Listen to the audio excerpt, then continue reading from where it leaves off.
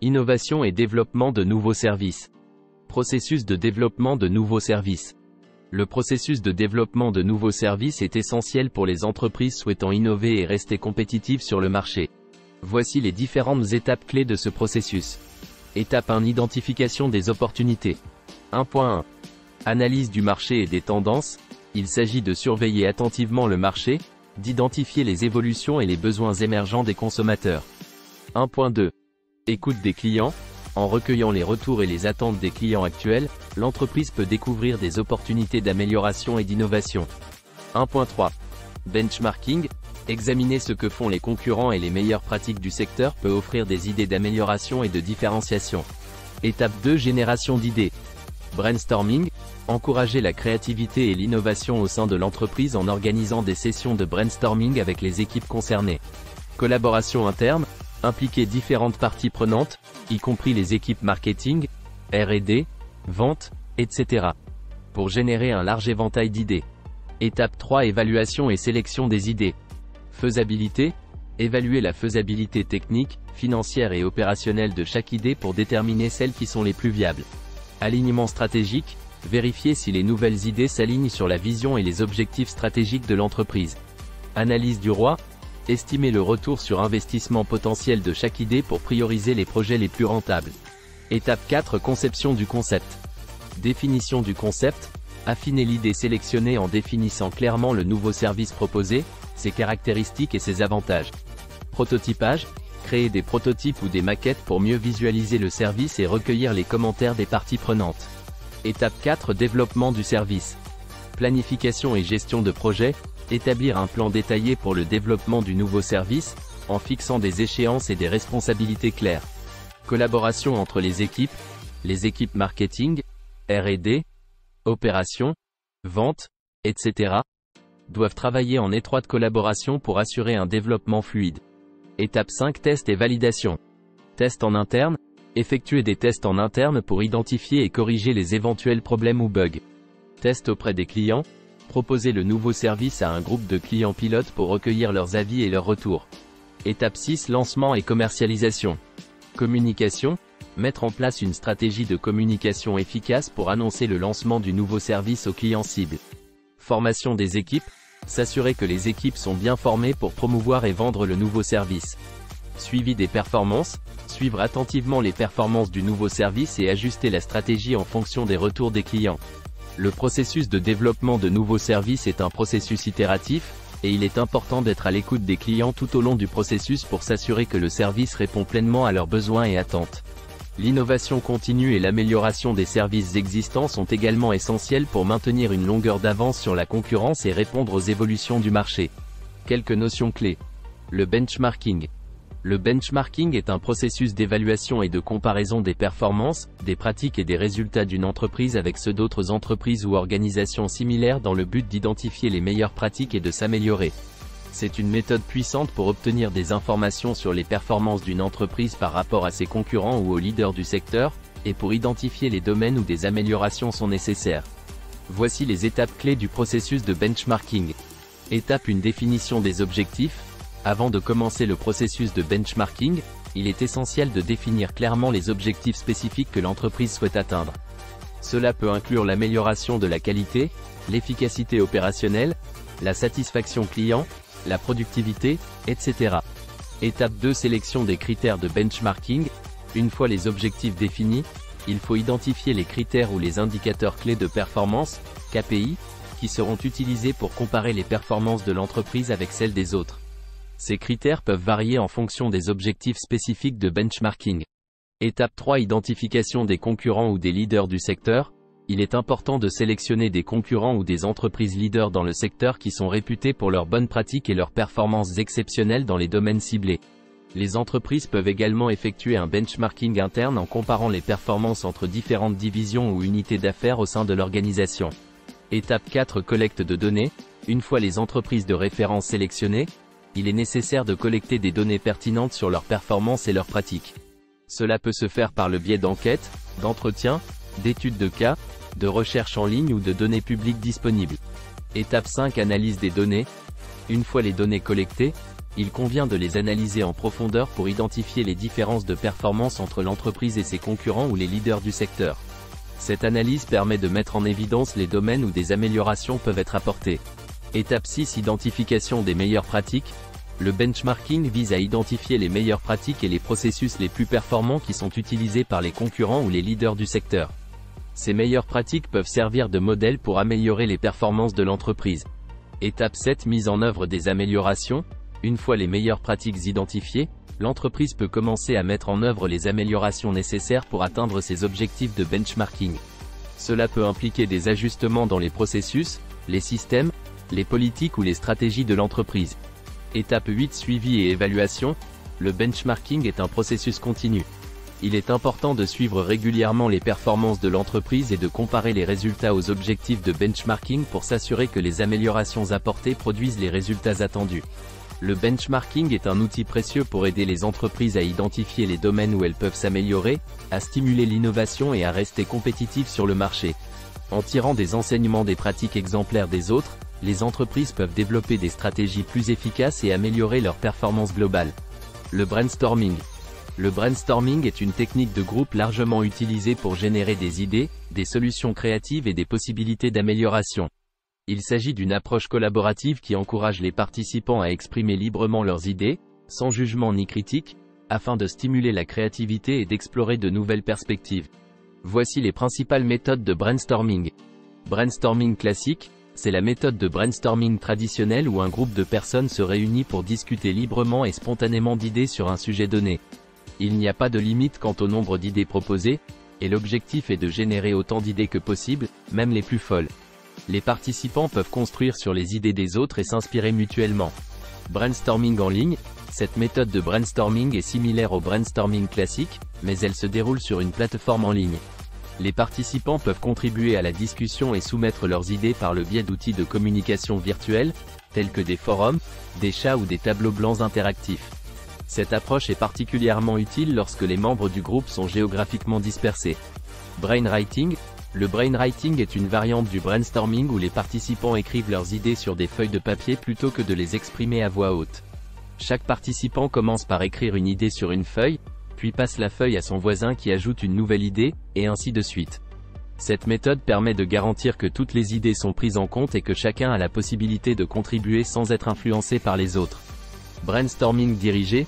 Dans cette méthode, un animateur ou un facilitateur guide la session de brainstorming en posant des questions spécifiques ou en fournissant des lignes directrices pour orienter les idées des participants. Cela permet de canaliser le processus de brainstorming vers des objectifs précis et d'obtenir des résultats plus ciblés. Brainstorming inversé. Le brainstorming inversé consiste à poser le problème à résoudre de manière négative ou à envisager des solutions inverses. Par exemple, au lieu de chercher des moyens d'augmenter les ventes, les participants pourraient se demander comment réduire les ventes. Cette approche peut être utile pour stimuler la créativité en encourageant les participants à penser de manière non conventionnelle. Brainstorming en groupe restreint. Dans cette méthode, le brainstorming est limité à un petit groupe de personnes soigneusement sélectionnées en fonction de leurs connaissances, de leurs compétences ou de leur expertise sur le sujet. Cela permet d'obtenir des idées plus ciblées et spécialisées. Brainstorming par analogie. Cette méthode consiste à trouver des solutions ou des idées en s'inspirant d'autres domaines ou industries qui ont résolu des problèmes similaires. Les participants cherchent des analogies ou des métaphores pour stimuler leur réflexion créative. Le brainstorming est une méthode puissante pour stimuler la créativité, favoriser l'innovation et résoudre des problèmes de manière collaborative. En encourageant la libre expression des idées et en favorisant un environnement sans jugement, le brainstorming permet aux participants d'explorer de nouvelles perspectives et de découvrir des solutions originales et novatrices.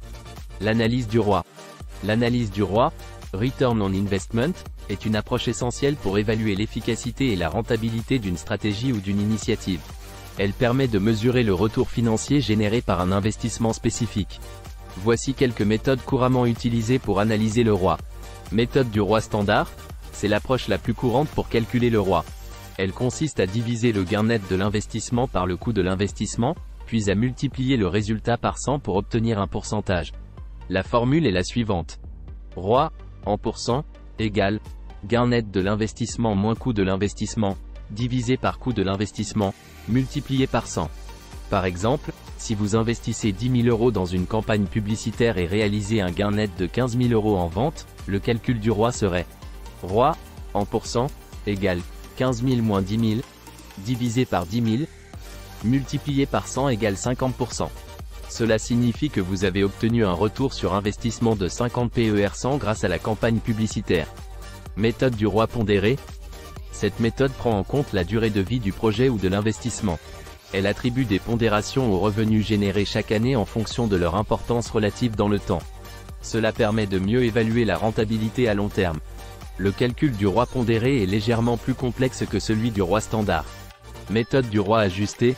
Dans certains cas, il est nécessaire d'ajuster le ROI pour tenir compte de facteurs externes qui pourraient fausser les résultats.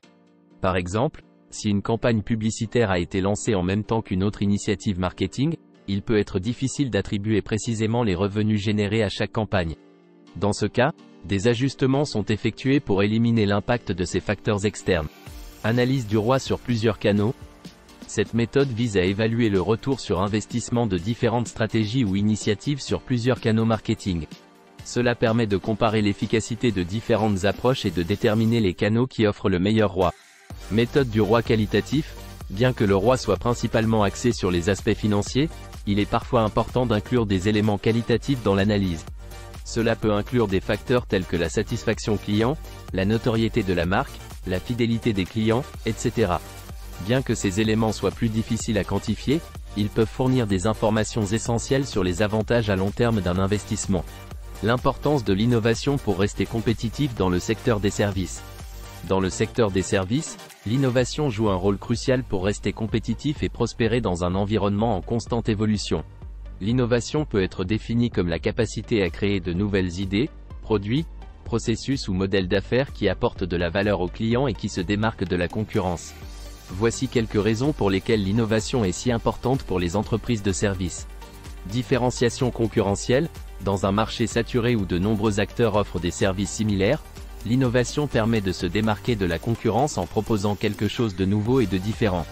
Cela permet de créer un avantage concurrentiel unique qui attire les clients et fidélise la clientèle. Répondre aux besoins changeants des clients. Les attentes des clients évoluent constamment, et les entreprises de services doivent s'adapter rapidement pour répondre à ces changements. L'innovation permet de développer des solutions innovantes qui répondent aux besoins actuels et futurs des clients, ce qui contribue à renforcer leur satisfaction et leur fidélité. Amélioration de l'efficacité et de la productivité. L'innovation ne se limite pas seulement aux nouveaux produits ou services. Elle peut également concerner l'amélioration des processus internes et des technologies utilisées pour fournir les services. L'adoption de technologies innovantes peut permettre d'augmenter l'efficacité opérationnelle, de réduire les coûts et d'améliorer la productivité globale de l'entreprise. Exploration de nouvelles opportunités de marché. L'innovation ouvre la voie à de nouvelles opportunités de marché. En identifiant les besoins non satisfaits des clients ou en anticipant les tendances émergentes, les entreprises de services peuvent développer de nouveaux services qui répondent à ces besoins et qui leur permettent d'explorer de nouveaux marchés. Renforcement de la réputation de la marque. Les entreprises de services innovantes sont souvent perçues comme étant à la pointe de leur secteur et comme des leaders d'opinion. L'innovation renforce la réputation de la marque en démontrant son engagement envers l'amélioration continue et la volonté d'offrir les meilleures solutions à ses clients. Adaptation aux disruptions du marché. Les industries des services sont confrontées à des disruptions constantes, que ce soit en raison de l'évolution des technologies, des changements réglementaires ou des crises économiques. Les entreprises qui adoptent une approche proactive de l'innovation sont mieux préparées à faire face à ces disruptions et à saisir les opportunités qui en découlent. Attraction et rétention des talents. Les professionnels talentueux et innovants sont attirés par les entreprises qui valorisent l'innovation et qui leur offrent l'opportunité de développer leurs compétences et leur créativité. Une culture d'innovation forte aide à attirer et à retenir les meilleurs talents, ce qui est essentiel pour maintenir la compétitivité dans le secteur des services. L'innovation est essentielle pour rester compétitif dans le secteur des services. Cela permet aux entreprises de se différencier, de répondre aux besoins changeants des clients, d'améliorer leur efficacité et leur productivité, d'explorer de nouvelles opportunités de marché, de renforcer leur réputation de marque et de s'adapter aux disruptions du marché. Les entreprises qui font de l'innovation une priorité ont plus de chances de prospérer dans un environnement concurrentiel en constante évolution. Exemple d'entreprises qui ont réussi à innover dans le marketing des services. Voici quelques exemples d'entreprises qui ont réussi à innover dans le marketing des services. Netflix. Netflix est un excellent exemple d'innovation dans le marketing des services. En proposant un modèle de streaming vidéo à la demande, Netflix a révolutionné la façon dont les gens regardent des films et des séries télévisées. En se concentrant sur la personnalisation de l'expérience utilisateur, Netflix propose des recommandations personnalisées en fonction des préférences de chaque utilisateur, ce qui permet de créer une expérience de visionnage hautement personnalisée. L'entreprise a également investi massivement dans la production de contenu original, ce qui lui permet de se démarquer de la concurrence et d'attirer un large public. Airbnb a disrupté l'industrie de l'hébergement en permettant aux particuliers de louer leur logement à des voyageurs. En exploitant le concept de l'économie de partage, Airbnb a créé une plateforme en ligne conviviale qui permet aux voyageurs de trouver des hébergements uniques et abordables dans le monde entier. L'entreprise a réussi à créer une communauté d'hôtes et de voyageurs, ce qui renforce la confiance et favorise les interactions positives. Airbnb a également élargi ses services pour inclure des expériences locales organisées par des résidents, ce qui ajoute une nouvelle dimension à l'expérience de voyage. Amazon est un pionnier de l'innovation dans le marketing des services. En mettant l'accent sur l'expérience client, Amazon s'est forgé une réputation pour sa livraison rapide et fiable, ainsi que pour son service client exceptionnel. L'entreprise a également introduit le programme Amazon Prime, qui offre des avantages tels que la livraison gratuite et rapide, ainsi que l'accès à des services de streaming vidéo, de musique et de lecture de livres électroniques. Grâce à ces initiatives, Amazon a réussi à fidéliser sa clientèle et à devenir l'une des marques les plus puissantes au monde. Apple est un leader de l'innovation dans l'industrie technologique. En proposant un écosystème complet de produits et de services interconnectés, tels que l'iPhone, l'iPad, les Mac, les AirPods, iCloud et l'App Store, Apple a créé une fidélité de marque inégalée. La synchronisation transparente entre ces appareils et services offre une expérience utilisateur cohérente et fluide. Apple a également révolutionné l'industrie de la musique avec iTunes et l'App Store, qui permettent aux utilisateurs de télécharger de la musique, des applications et d'autres contenus numériques. Grâce à sa stratégie d'innovation constante, Apple a réussi à créer une base de clients loyaux et passionnés. Uber est un exemple emblématique d'innovation dans le marketing des services. En proposant une plateforme de covoiturage et de transport privé à la demande, Uber a révolutionné l'industrie du transport. L'application mobile d'Uber permet aux utilisateurs de réserver un trajet en quelques clics et de suivre en temps réel l'arrivée du chauffeur. Grâce à l'utilisation de la géolocalisation et des cartes interactives, Uber offre une expérience de réservation de trajets conviviale et pratique. Uber a également introduit des fonctionnalités innovantes telles que le partage de trajets, qui permet aux utilisateurs de partager un trajet avec d'autres passagers se rendant dans la même direction, réduisant ainsi les coûts et l'empreinte carbone.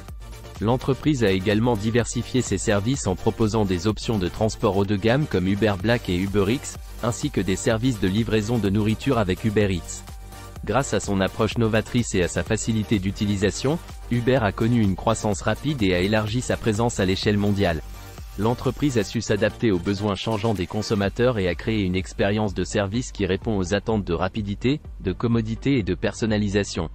Ces exemples d'entreprises illustrent comment l'innovation dans le marketing des services peut conduire au succès en créant des expériences uniques et en répondant aux besoins émergents des consommateurs. Ces entreprises ont réussi à se différencier sur le marché en proposant des services novateurs, conviviaux et adaptés aux préférences des clients, ce qui leur a permis de rester compétitives et de susciter l'engagement de leur clientèle.